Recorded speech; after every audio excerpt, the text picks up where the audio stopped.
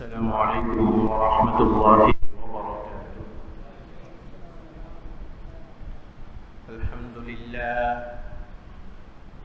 الحمد لله نحمده ونستعينه ونستغفره ونؤمن به ونتوكل عليه ونعوذ بالله من شرور أنفسنا ومن سيئات أعمالنا. من يهده الله فلا مضل له ومن يضلله فلا هادي له. ونشهد أن لا إله إلا الله وحده لا شريك له.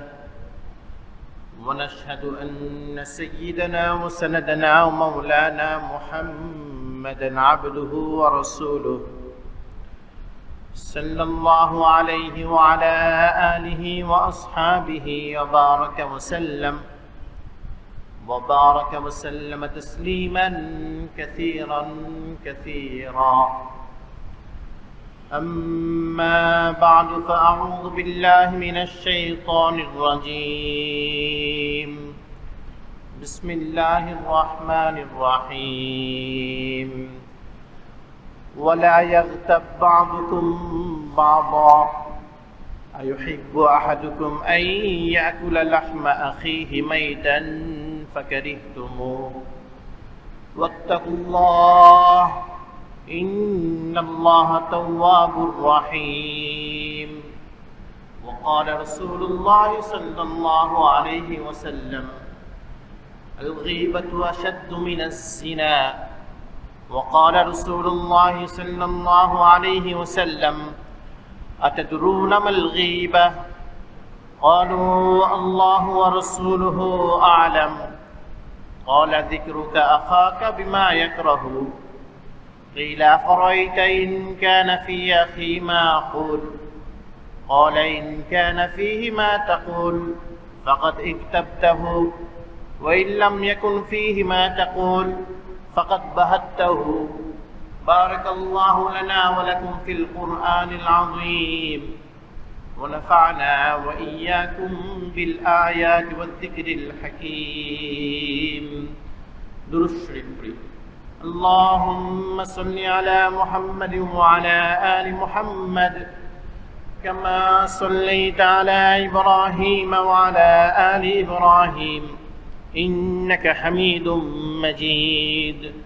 اللهم بارك على محمد وعلى آل محمد كما باركت على إبراهيم وعلى آل إبراهيم إنك حميد مجيد.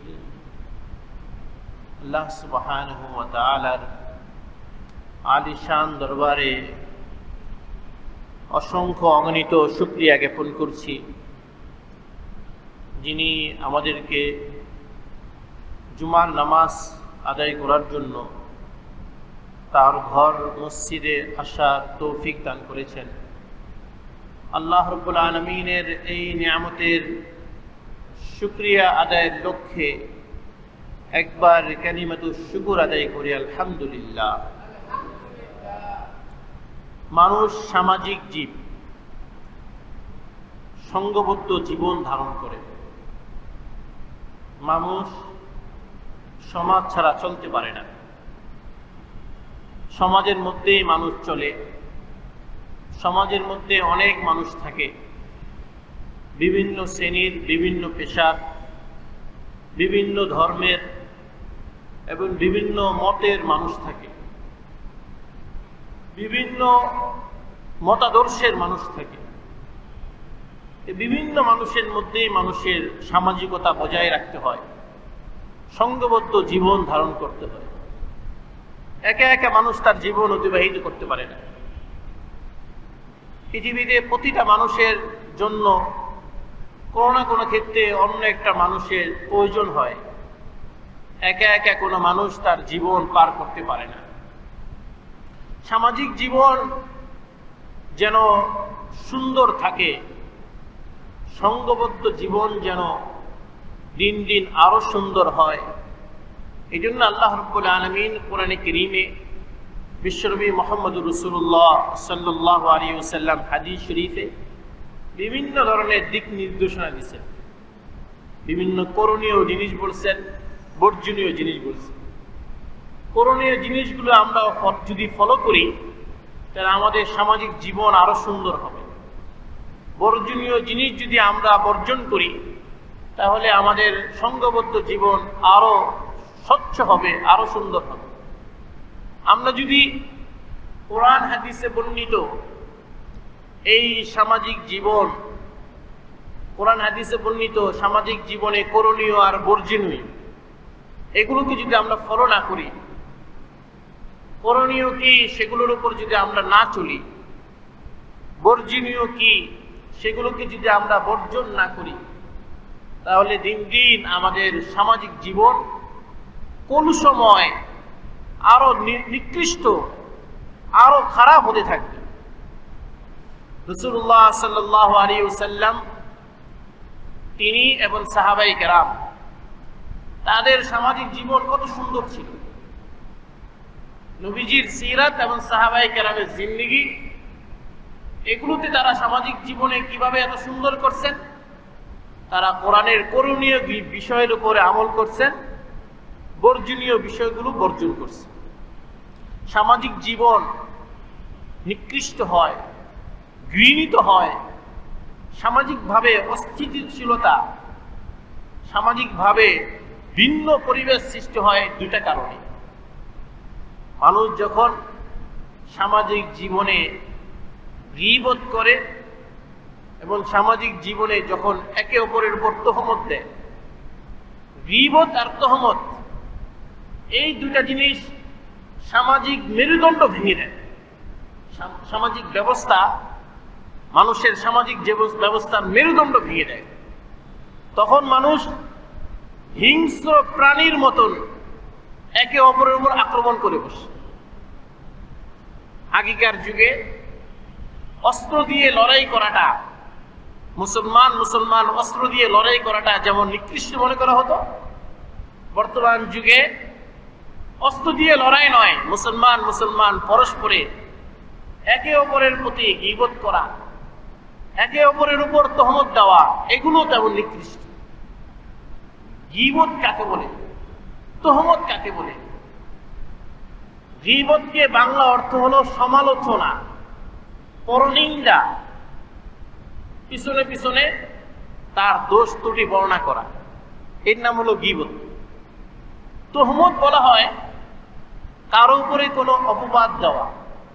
হাদিস শরীফে একবার রাসূল করিম সাল্লাল্লাহু আলাইহি ওয়াসাল্লাম সাহাবায়ে কেরামের মজলিসে সাহাবীদেরকে লক্ষ্য করে বলেন, আতাদরুনা মাল গীবা? গীবত আর তহমত, গীবত কাকে বলে তোমরা কি জানো? মুসলিম শরীফে হযরত আবু হুরায়রা থেকে হাদিস, নবী করিম সাল্লাল্লাহু আলাইহি ওয়াসাল্লাম বলেন, আতাদরুনা মাল গীবা? গীবত কাকে বলে, সমালোচনা কাকে বলে তোমরা জানো? ক্বালু আল্লাহু ওয়া রাসূলুহু আ'লাম। সাহাবায়ে কেরাম অনেক আদবওয়ালা ছিলেন, তাদের মধ্যে অনেক আদব থাকতো। তারা জানার পরেও, জানলেও তারা অনেক সময় বলতেন আল্লাহ রাসূলকে, হে আল্লাহ রাসূল, আপনি এবং আল্লাহ এবং তার রাসূল বেশি জানেন। নিজেরা জানা সত্ত্বেও তারা বলতেন আল্লাহ এবং তার রাসূল বেশি জানেন। তো যখন নবীজি জিজ্ঞাসা করলেন মাল গীবা, গীবত কাকে বলে তোমরা জানো? তো নবী করিম সাল্লাল্লাহু আলাইহি ওয়াসাল্লামের সাহাবীরা তারা বললেন আল্লাহু ওয়া রাসূলুহু আ'লাম, হে আল্লাহর রাসূল, আল্লাহ এবং তার রাসূল ভালো জানেন। তো নবী করিম সাল্লাল্লাহু আলাইহি ওয়াসাল্লাম তখন গীবতের সমালোচনা, পরনিন্দার একটা ব্যাখ্যা তারা করালেন। নবীজি বললেন, যিকরুকা আখাকা বিমা ইয়াকরাহু, তুমি তোমার ভাইয়ের পশ্চাতে, গোপনে, অগোচরে, অনুপস্থিতিতে এমন ভাবে আলোচনা করলা যে আলোচনায় দ্বারা সে হ্যায় প্রতিপন্ন হয়, সে ছোট হয়, বা যে আলোচনা সে শুনলে তার মনে অপছন্দ লাগে, নাগওয়ার লাগে, খারাপ লাগে, এর নাম গীবত। তো সাহাবায়ে কেরাম তখন জিজ্ঞেস করেন, আফারাইতা ইন কানা ফি আখি মা আকুল, হে আল্লাহর রাসূল, আমার ভাইয়ের পশ্চাতে, অনুপস্থিতিতে আমি যদি আমার ভাইয়ের এমন ত্রুটি এমন দোষ আলোচনা করি যে ত্রুটি আর যে দোষ তার ভিতরে আছে, আমি নিজের থেকে কোনো বানিয়ে বলছি না, বরং তার ভিতরে যে ত্রুটি বিচ্যুতি দোষ আছে, আইব আছে, এগুলোই আমি যদি তার অনুপস্থিতিতে বলি তো রাসূলুল্লাহ সাল্লাল্লাহু আলাইহি ওয়াসাল্লাম তাদের প্রশ্ন বুঝতে পারবেন। মানুষের ভিতরের দোষ বর্ণনা করাটা এটা সাহাবায়ে কেরাম মনে করতেছেন, তখনও মনে করতেছিলেন যে এটার ভিতরে কি গীবত থাকতে পারে। তো নবীজি বললেন, ইন কানা ফীহি মা তাকুল ফাকাদ ইকতাবতাহু ওয়া ইন লাম ইয়াকুন ফীহি মা তাকুল ফাকাদ বাহাত্তাহু। তার ভিতরে যদি সেই জিনিসটা থাকে আর তুমি যদি তার অগোচরে অনুপস্থিতিতে সেটা বলো, তাহলে তুমি তার গীবত করলা, তার সমালোচনা করলা। আর যদি তার মধ্যে এগুলো না থাকে আর তুমি যদি তার অনুপস্থিতিতে তার অগোচরে সেগুলো বলো, তাহলে তুমি তার উপর তহমত দিলা, অপবাদ দিলা। তার ভিতরে থাকলে সেটা তার অনুপস্থিতিতে বললে, এমনভাবে বললে যেটা বলার কারণে সে হ্যায় প্রতিপন্ন হয়, সে ছোট হয়, তাহলে এটা গীবত। আর তার ভিতরে না থাকলে নিজের পক্ষ থেকে বানিয়ে মিথ্যা বলে তার নামে কোনো অপবাদ, কোনো দোষ ত্রুটি বললে, তাহলে সেটাকে গীবত বলে না, সেটাকে বলা হয় তহমত, অপবাদ। তহমত দেওয়া, অপবাদ দেওয়া, এটা যেমন কবিরা গুনাহ, ঠিক গীবত করা, সমালোচনা করা, পরনিন্দা করা, এটাও কবিরা গুনাহ। দুটোটাই কবিরা গুনাহ, দুটোটার নিষেধাজ্ঞা, দুটোটার খারাপি, দুটোটার ক্ষতি কোরআন ও হাদিসের মধ্যে প্রচুর পরিমাণে আলোচনা করেছে। বস্তুত অর্থে আমাদের সামাজিক জীবনে সামাজিক স্থিতিশীলতা নষ্ট হয় এই গীবত আর তহমতের কারণে, এই সমালোচনা আর অপবাদের কারণে। পবিত্র কোরআনের সূরা হুজুরাতের 11 নম্বর আয়াতের মধ্যে আল্লাহ রাব্বুল আলামিন ইরশাদ করেন, ওয়ালা ইয়াক্তাব 12 নম্বর আয়াতে আল্লাহ রাব্বুল আলামিন ইরশাদ করেন, ওয়ালা ইয়াক্তাব বা'দুকুম বা'দা, মুসলমানেরা তোমরা একে অপরের গীবত করো না, তোমরা একে অপরের সমালোচনা করো না। আইয়ুহিব্বু আহাদুকুম আইয়াকুলা লাহমা আখিহি মাইতান ফাকারিহতুমু, তোমাদের কেউ কি এটা পছন্দ করো যে নিজের মরা ভাইয়ের গোশত ভক্ষণ করবে, খাইবে? ফাকারিহতুমু, তোমরা তো এটাকে সবাই অপছন্দ করো। নিজের জীবিত ভাইয়ের গোশত খাওয়া, নিজের জীবিত ভাইয়ের গোশত খাওয়া, এটাও একটা মারাত্মক জিনিস।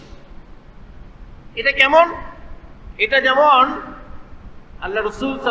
আল্লাহ তাআলা পবিত্র কোরআনে এই জিনিসটা বুঝাইতে চেষ্টা করতেছেন যে জীবিত মানুষের গোশত খাওয়াটা যেমন, কারো উপরে তহমত দেওয়াটা, অপবাদ দেওয়াটা তেমন।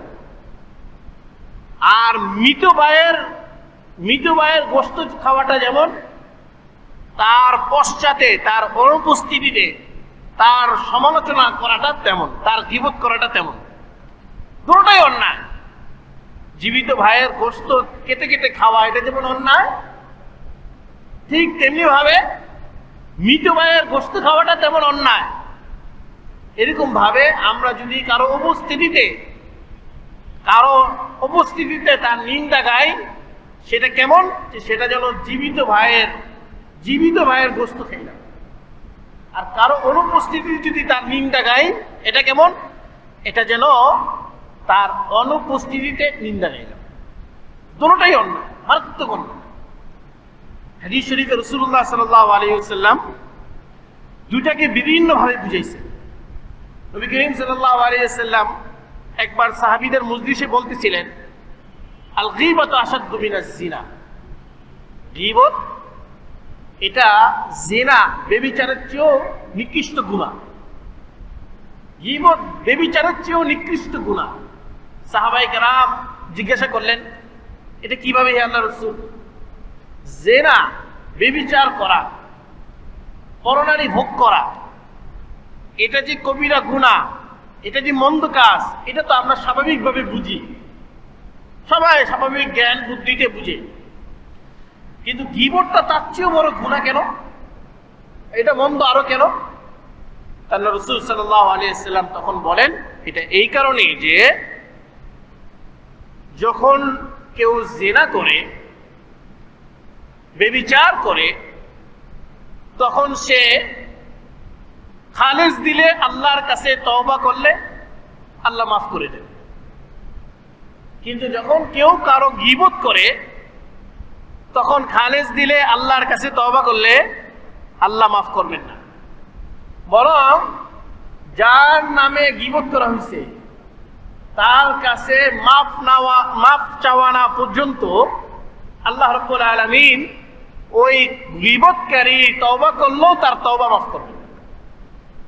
এই জন্য আল্লাহ রাব্বুল আলামিন কোরআনে কারীমে বলছেন, ওয়াত্তাকুল্লাহ, মানুষের গীবত করার ব্যাপারে তোমরা আল্লাহকে ভয় করো। একবার হাকিমুল উম্মত মাওলানা আশরাফ আলী থানভী রহমতুল্লাহ আলাইহি পাক ভারত উপমহাদেশের বুকে সর্বশ্রেষ্ঠ বুজুর্গ ছিলেন, সাইয়্যিদুত তায়েফা হযরত হাজী ইমদাদুল্লাহ মুহাজির মক্কি রহমতুল্লাহ আলাইহি। হাকিমুল উম্মত থানভী হলেন মুরিদ, আর হাজী ইমদাদুল্লাহ মুহাজির মক্কি হলেন পীর। তো পীরের কাছে মুরিদ অনেক জিনিস জিজ্ঞাসা করে, না জানলে না বুঝলে জিজ্ঞাসা করে।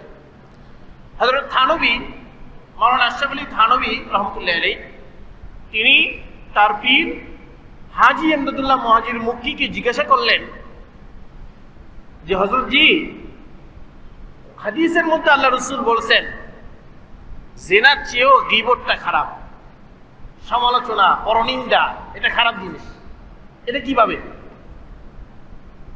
সাহাবাই কেরাম আল্লাহ রাসূলকে জিজ্ঞাসা করছিলেন এটা কিভাবে? তো আল্লাহ রাসূল সাহাবীদেরকে বুঝাইছেন এভাবে যে গীবত করলে আল্লাহ মাফ করেন না যতক্ষণ না গীবতকারীর কাছে, যার গীবত করা হয়েছে তার কাছে ক্ষমা না চায়। কিন্তু আপনি আমাকে আরেকভাবে বুঝান। হাজী ইমদাদুল্লাহ মুহাজির মক্কি রহমতুল্লাহ আলাইহি ইনি বুঝাইলেন, দেখো, মানুষ জিনা করে কেন আর মানুষ গীবত করে কেন? মানুষ জিনা করে তার শারীরিক অধপতন হইলে, শরীরের মধ্যে পচন ধরলে তখন মানুষ জিনা করে, ব্যভিচার করে। সামাজিক শারীরিকভাবে যৌন চাহিদা বিশৃঙ্খল হয়ে গেলে তখন সে জিনা করে। তাহলে জিনাটা হচ্ছে শরীরের গুনাহ, শরীর নষ্ট হলে সে জিনা করে। আর মানুষ গীবত করে কখন? মানুষ গীবত করলে তার কলব নষ্ট হয়ে গেল, তার অন্তরাত্মা কলব যখন নষ্ট হয়ে যায়, এখানে যখন পচন ধরে তখন মানুষ সেই সময়ে মানুষের গীবত করে, সমালোচনা করে। তাহলে জিনাটা হচ্ছে শরীরের গুনাহ আর গীবতটা হচ্ছে কলবের গুনাহ। শরীরের গুনাহ চেয়েও কলবের গুনাহ বড়। এই জন্য আল্লাহ রাসূল বলেছেন জিনা করার চেয়েও গীবত করা বেশি মন্দ। আল্লাহ রাব্বুল আলামিন এই কারণ কোরআনে ভিতরে বলেছেন, ওয়ালা ইয়াকতাব বা'দুকুম বা'দা, তোমরা একে অপরের গীবত করো না। আইয়ুহিব্বু আহাদুকুম আইয়াকুলা লাহমা আখিহি মাইতান ফাকারিতুমু, তোমরা কি এটা পছন্দ করো যে নিজের মরা ভাইয়ের গোশত টেনে টেনে খাবে? এটা কি তোমরা পছন্দ করো? ফাকারিতুমু, এটা কেউ পছন্দ করে না, এটা পাগলও পছন্দ করবে না। ফাত্তাকুল্লাহ, আল্লাহকে ভয় করো।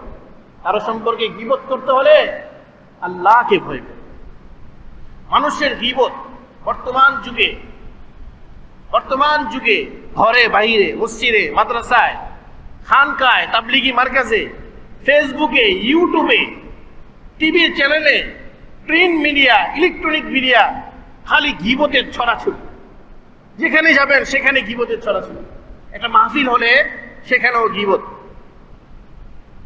একটা জিকিরের মজলিস হলে সেখানেও গীবত আর গীবতের ছড়াছড়ি। সাধারণ মানুষের গীবত করলে মরা ভাইয়ের গোশত খাওয়ার কথা আল্লাহ পাক কোরআনে বলছে। আল্লাহ রাসূল বলছেন এটা জিনার চেয়েও নিকৃষ্ট। আর এখন তো আরো আশ্চর্যের বিষয়, সাধারণ মানুষ তো দূরের কথা, নিজের ওস্তাদের গীবত করা, আলেমদের গীবত করা, পীর মাশায়েখদের গীবত করা, দ্বীনের মুরব্বী যারা তাদের গীবত করা।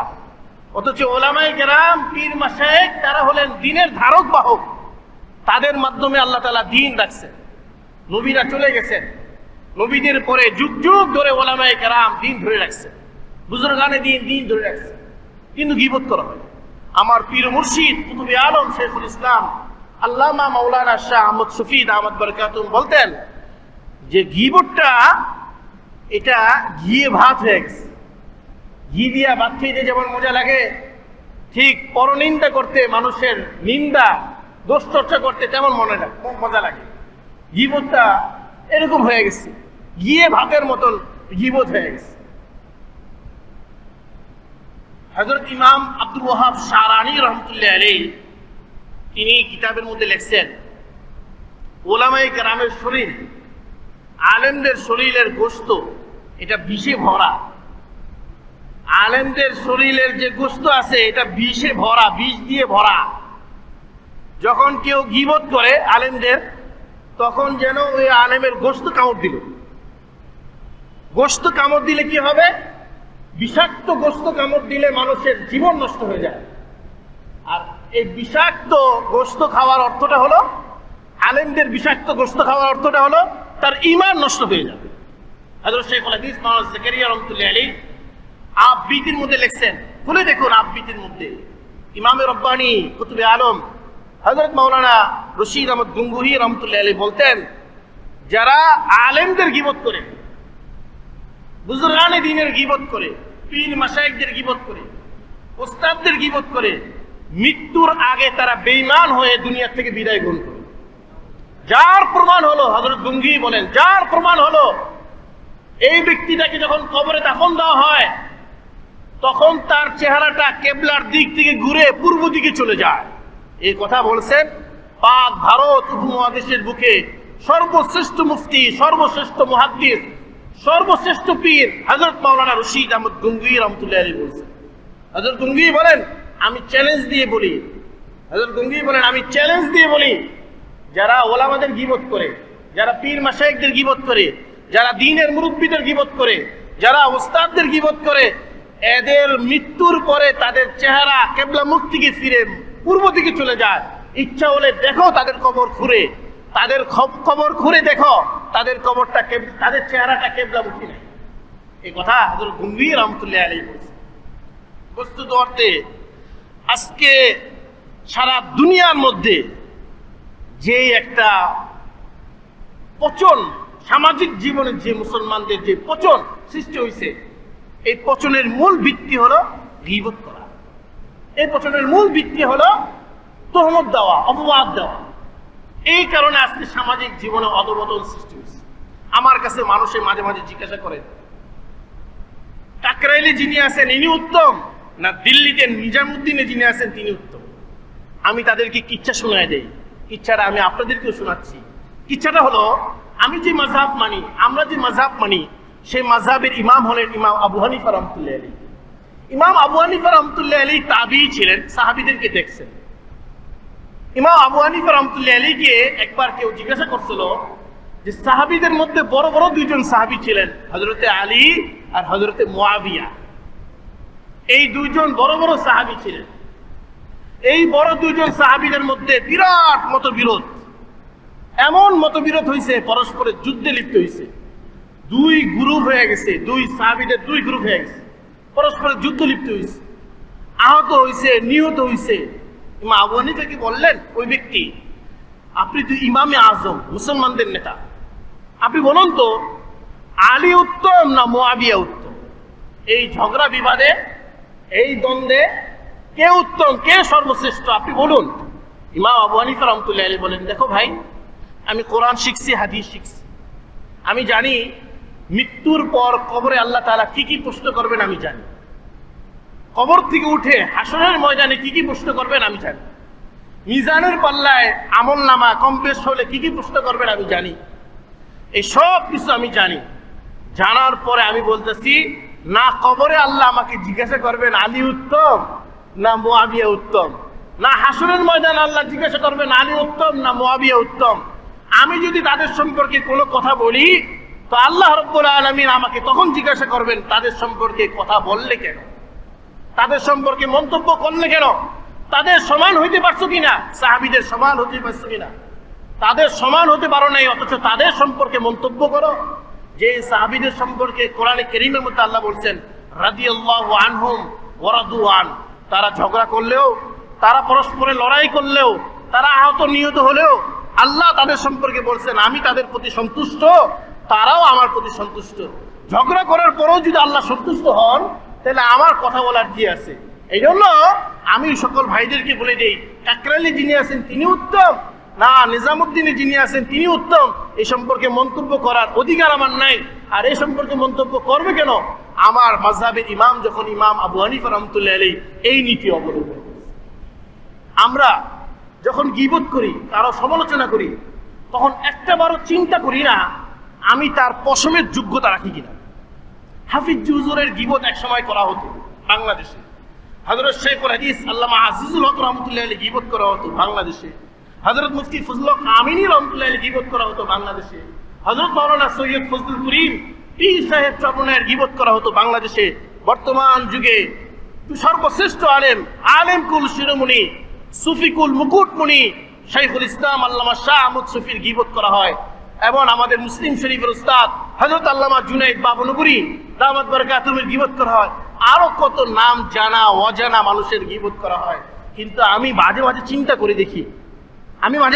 করে দেখি যারা গীবত করে তারা একটুবারও চিন্তা করে না যে আমি যার গীবত করছি তার পশমের যোগ্যতা আমার হয়েছে কিনা, একটিবারও চিন্তা করে না। আশ্চর্য ব্যাপার, বর্তমান পৃথিবীতে গীবত করার জন্য, সমালোচনা করার জন্য কোনো যোগ্যতা লাগে না, সমালোচনা করতে কোনো যোগ্যতা লাগে না। কিন্তু সমালোচিত হইতে, যার সমালোচনা করা হয়, সমালোচিত হইতে ওই ব্যক্তির অনেক যোগ্যতার প্রয়োজন হয়, আর ওই ব্যক্তি অবশ্যই যোগ্যতা সম্পন্ন। নেলসন ম্যান্ডেলা, দক্ষিণ আফ্রিকার সর্বজন প্রিয় ব্যক্তিত্ব নেলসন ম্যান্ডেলা, নোবেল পুরস্কার পেয়েছেন। আফ্রিকার মধ্যে এমন এক ব্যক্তি, সারা পৃথিবীকে তিনি সুপরামর্শে পৃথিবী শাসন করছেন। নেলসন ম্যান্ডেলা বলছিলেন যে গীবত করার জন্য, সমালোচনা করার জন্য যোগ্যতা লাগে না, সমালোচনা করার জন্য যোগ্যতা লাগে না, সমালোচিত হইতে যোগ্যতা লাগে। আর আরো আশ্চর্য ব্যাপার হলো, আমি মাঝে মাঝে একা একা চিন্তা করি পৃথিবীতে সবচেয়ে সহজ কাজ কোনটা, পৃথিবীতে সবচেয়ে সহজ কাজ কোনটা। আমি একা একা চিন্তা করি পৃথিবীতে সবচেয়ে সহজ কাজটা হলো গীবত করা, সমালোচনা করা, বড়দের গীবত করা, বড়দের সমালোচনা করা। আর পৃথিবীতে সবচেয়ে কঠিন কাজ কোনটা? পৃথিবীতে সবচেয়ে কঠিন কাজ হলো বড়দের মতো মেহনত করে, পরিশ্রম করে বড় হওয়া। এটা অনেক কঠিন কাজ, সহজ কাজ নয়। আল্লামা আহমদ শফির পায়ের ধুলো হওয়া, আল্লামা আহমদ শফির জুতা বহন করা, এটা কোনো মানুষের যোগ্যতা রাখে না। আমার মতন মৌলবী যে হাজার হাজার আলেমের উস্তাদ, আমি আল্লামা আহমদ শফির জুতা বহন করাকে নিজের পরকালের নাজাতের উসিলা মনে করি। অথচ আমার কাছে যে আলিফ বাতাসা পড়ার যোগ্যতা রাখে না, এরা আমার বুখারী শরীফের উস্তাদ, আমার পীর ও মুর্শিদ আল্লামা আহমদ শফির সমালোচনা করে। এরা আমার মুসলিম শরীফের উস্তাদ, আমার মহামান্য উস্তাদ হযরত আল্লামা জুনাইদ বাবনগরীর সমালোচনা করে। এরা কাকরাইলের মুরব্বীর সমালোচনা করে, এরা নিজামুদ্দিনের মুরব্বীর সমালোচনা করে, এরা লালবাগের আলেমদের সমালোচনা করে, এরা শর্ষিনার আলেমদের সমালোচনা করে, এরা চরমনায়ের আলেমদের সমালোচনা করে, এরা ফুরফুরার আলেমদের সমালোচনা করে, এরা জোনপুরের আলেমদের সমালোচনা করে। এই সমস্ত মানুষ যারা আলিফ বাতাসা পড়ার যোগ্যতা রাখে না, এরা আজকে আলেমদের সমালোচনা করে। হাদিস শরীফে রাসূলুল্লাহ সাল্লাল্লাহু আলাইহি সাল্লাম বলেছেন, যখন কোনো ব্যক্তি সমালোচনা করে তখন তার কবিরা গুনাহ হয়। এমনকি যদি সমালোচনা শুনে তাহলে তার কবিরা গুনাহ হয়। রাসূলুল্লাহ সাল্লাল্লাহু আলাইহি সাল্লাম হাদিসের মধ্যে বলছেন, হযরত আনাস বিন মালিকের থেকে হাদিস বর্ণিত, আনাস রাদিয়াল্লাহু তাআলা বলেন, নবীজি আমার কাছে বলতেছিলেন মেরাজের রাতে কি কি হয়েছে। আল্লাহ রাসূলকে জিবরাইল আসমানে নিয়ে গেলেন, মেরাজে কি কি হয়েছে আমাকে বলতেছিলেন।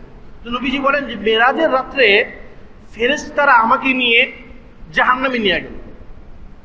জাহান্নামে যাওয়ার পর আমি সেখানে দেখতে পাই যে এমন কিছু মানুষ আছে, মেরাজের রাত্রে দেখলাম এমন কিছু মানুষ আছে জাহান্নামের মধ্যে যে যাদের নখগুলো তামার নখ দিয়ে তারা তাদের গালের গোশত টানতেছে, তাদের শরীরের গোশত টানতেছে, টাইনা খাইতেছে।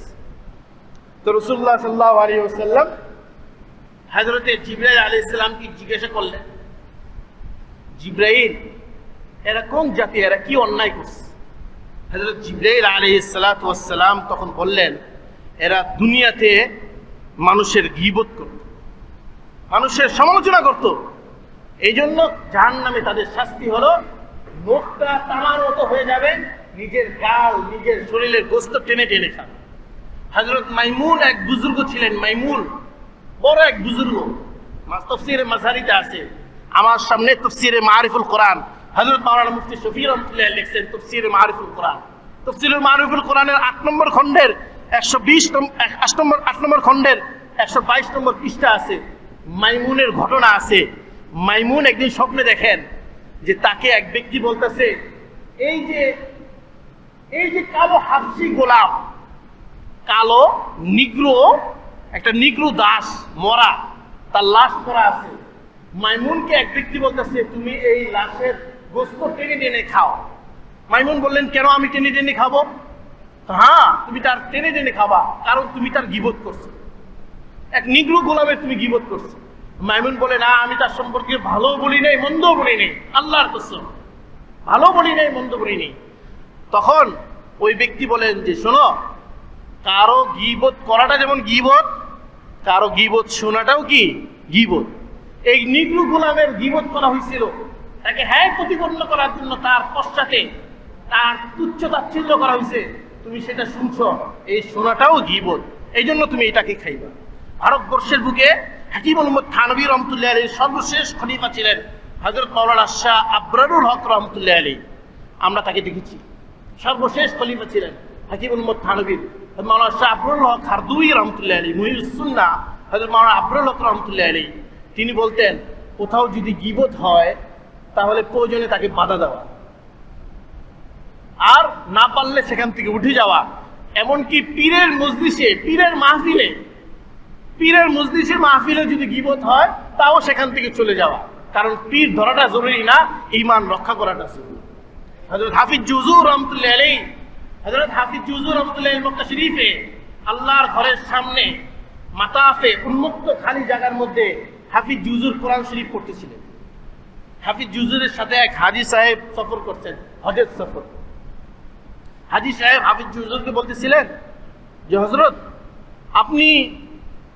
আপনি কত বড় বুজুর্গ, কত ভালো মানুষ, অথচ আপনার ওই খলিফা এই কাজ করছে, ওই কাজ করছে, এই কাজ করছে, ওই কাজ করছে।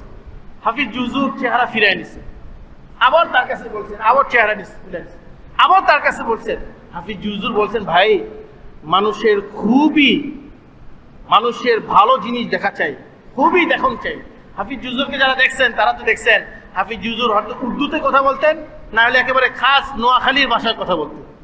হাফিজ জুজুর বলতেন যে মানুষের খুবই দেখুন চাই, মানুষের ভালো জিনিসটা দেখুন চাই। বাস্তবিক অর্থে হাফিজ জুজুরের খলিফা সেই যোগ্যতা রাখে না যেই যোগ্যতা হাফিজ জুজুর রাখেন। হাফিজ জুজুর সেই যোগ্যতা রাখেন না যেই যোগ্যতা হাফিজ জুজুরের পীর হাকিমুল উম্মত থানভী রাখেন। এটা স্বাভাবিকভাবে দিন দিন কিছু না কিছু পরিবর্তন হবে। সাইয়্যিদুত তায়েফা হাজী ইমদাদুল্লাহ মুহাজির মক্কি যেমন যোগ্যতা রাখতেন, তার খলিফা আশরাফ আলী থানভীর যোগ্যতা একটু কম। আশরাফ আলী থানভীর যেমন যোগ্যতা, তার খলিফা হাফিজ জুজুরের যোগ্যতা কম। হাফিজ জুজুরের যেমন যোগ্যতা, হাফিজ জুজুরের খলিফাদের যোগ্যতা কম। আমার পীর মুর্শিদ কুতুবে আলম আল্লামা আহমদ শফীর যেমন যোগ্যতা, আমার ভিতরে যেমন যোগ্যতা কম। তার পীর মুর্শিদ শাইখুল ইসলাম আওলাদুর রাসূল হুসাইন আহমদ মাদানীর যে যোগ্যতা, আল্লামা আহমদ শফীর সেই যোগ্যতা কম। এটাই স্বাভাবিক। হুসাইন আহমদ মাদানীর যে যোগ্যতা, তার সেই যোগ্যতা বেশি যোগ্যতা হলো রশিদ আহমদ গঙ্গোহী রহমতুল্লাহ আলাইহির যোগ্যতা। দিন দিন মানুষের যোগ্যতা কমবে। এভাবে আস্তে আস্তে একসময় আল্লাহ তাআলা কিয়ামত করবে। তো মানুষের সমালোচনা করা হারাম। তবে কয়েকটা মাসালা বলি। আল্লামাতুল হিন্দ হযরত আল্লামা আব্দুল হাই লখনবী রহমতুল্লাহ আলাইহি, লখনৌ শরীফে তাদের বাড়ি। আব্দুল হাই লখনবী, ওনার এক কিতাব আছে, কিতাবের নাম গীবত। এই কিতাবে যে লেখছেন, কোন ব্যক্তি যদি মুজলুম হয়, তার উপর জুলুম করা হয়েছে, তাহলে বিচারকের সামনে, জজের সামনে মামলা দায়ের করার সময় জালেমের বিরুদ্ধে সে যখন তার বিবরণ লিখবে, মামলা লিখবে, কেস লিখবে, তখন জালেমের বিরুদ্ধে কথা বললে এটা গীবত না, এটা গীবত না।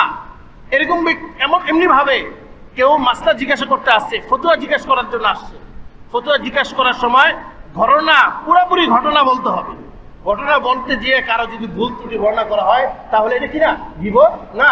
এরকম ভাবে মসজিদে কোনো খেয়ানত হচ্ছে, মাদ্রাসায় কোনো খেয়ানত হচ্ছে, খানকার মধ্যে কোনো খেয়ানত হচ্ছে, তাবলিগি মার্কাজের মধ্যে কোনো খেয়ানত হচ্ছে, সেটাকে বর্ণনা করা এই নিয়তে যেন খেয়ানত না হয়, মসজিদে খেয়ানত না হয়, মাদ্রাসায় খেয়ানত না হয়, তাবলিগি মার্কাজে খেয়ানত না হয়, খানকার মধ্যে খেয়ানত না হয়, দ্বীনি সংগঠনের মধ্যে খেয়ানত না হয়।